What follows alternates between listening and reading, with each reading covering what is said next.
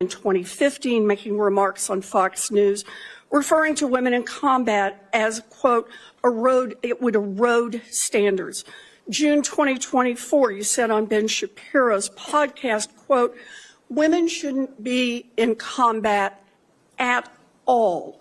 And then, of course, we've talked about it in 2024. You published a book, and you say on page 26 of your book, we need moms, but not in the military, especially in combat units. Page 48. Okay, now let me ask y'all a question. Welcome to the DeMarkco Effect, where you get the full effect of me. Okay, feelings aside, is Pete Hegseth right?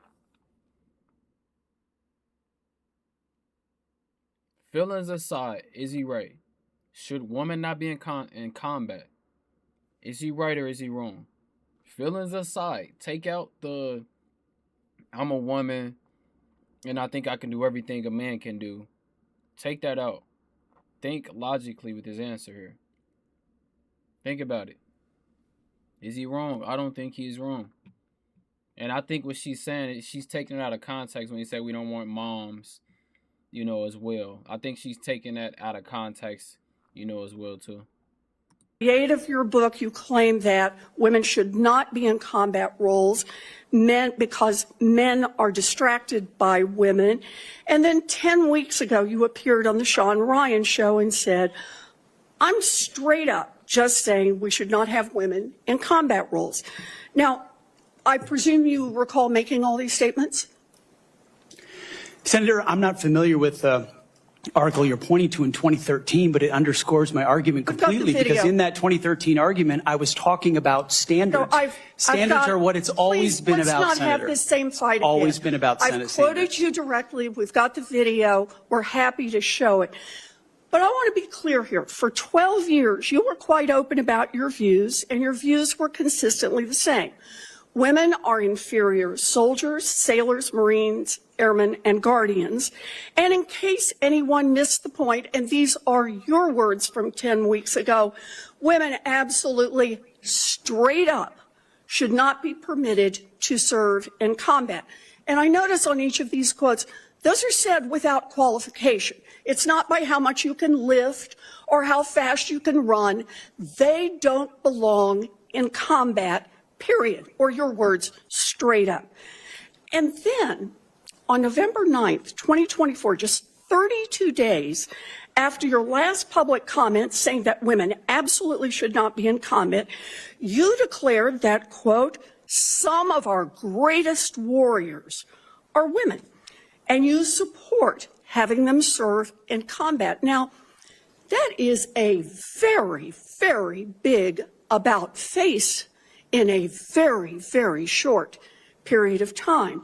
So help me understand, Mr. Hegseth, what extraordinary event happened in that 32-day period that made you change the core values you had expressed for the preceding 12 years?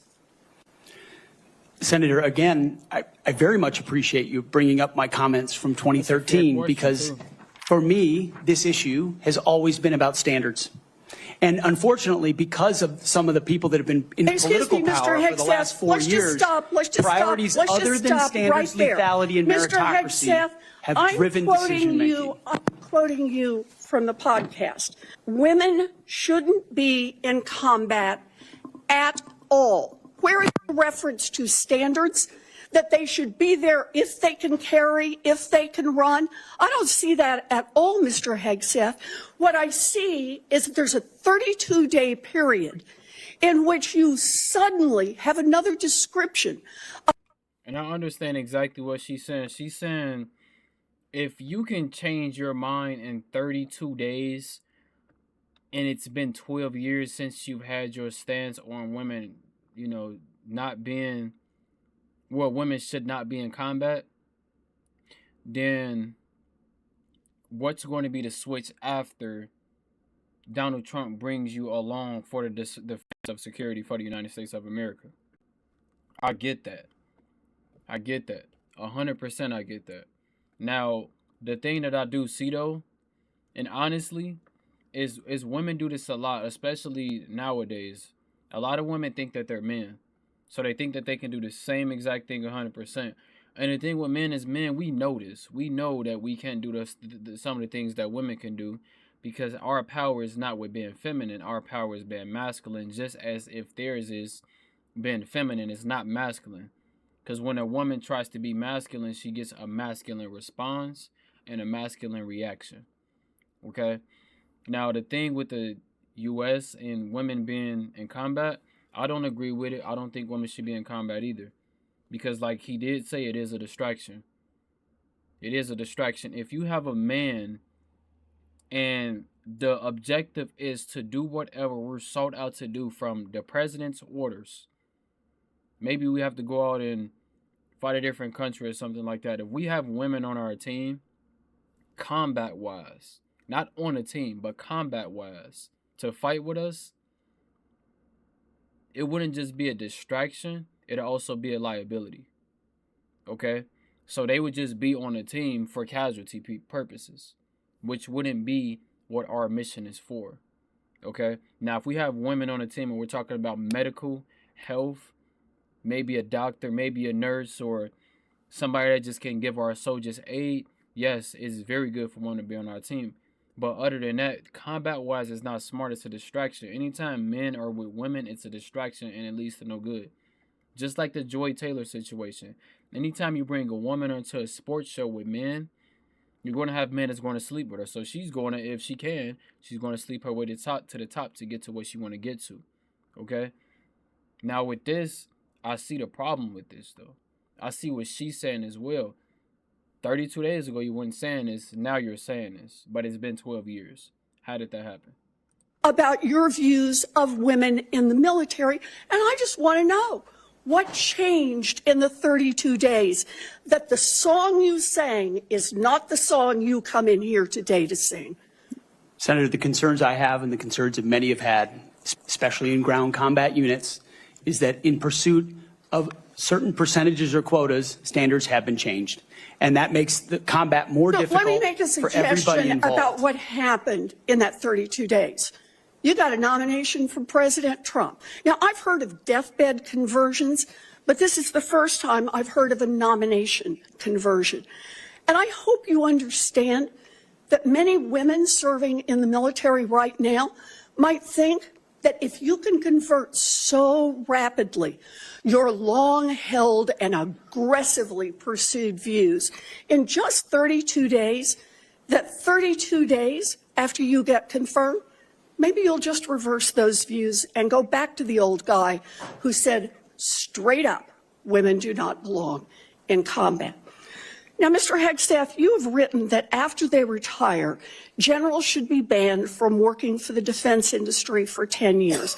You and I agree on the corrosive effects of the revolving door between the Pentagon and defense contractors. It's something I would have liked to talk with you about if you'd come and been willing to visit with me.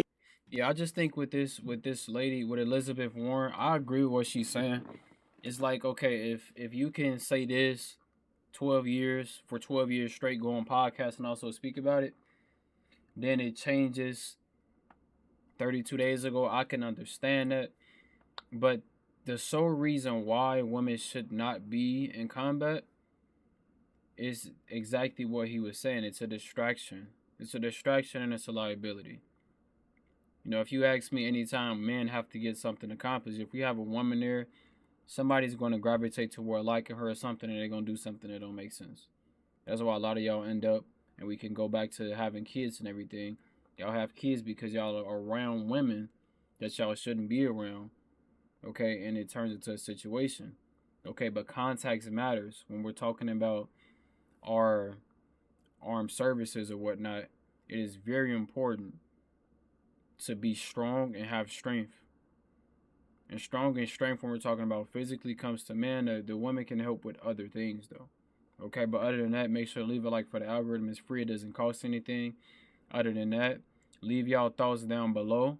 Okay, do y'all think women should serve in combat? Okay, what do y'all think? Have a good day, evening, good night, wherever y'all